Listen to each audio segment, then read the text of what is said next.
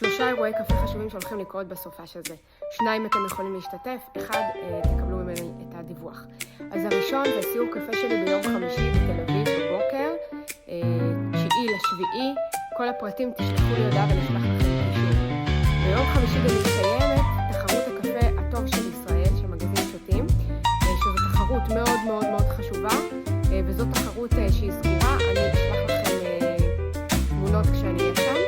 ביום שבת יש אירוע טעימות פתוח, שלא חייבים להירשם עליו מראש, הוא בבוקר בדרום תל אביב, באדודה קפה, בשיתוף של קפה שושנה של יותם, ושל אור זימן מצ'ופצ'יק, מבית הקליעה, בית יהושע, וזה הולך להיות אירוע ממש ממש נחמד, עם קפה מאוד מיוחד שהם מביאים, ונקלע במיוחד לכבוד האירוע, עם הדרכה על חליטות שיותם הולך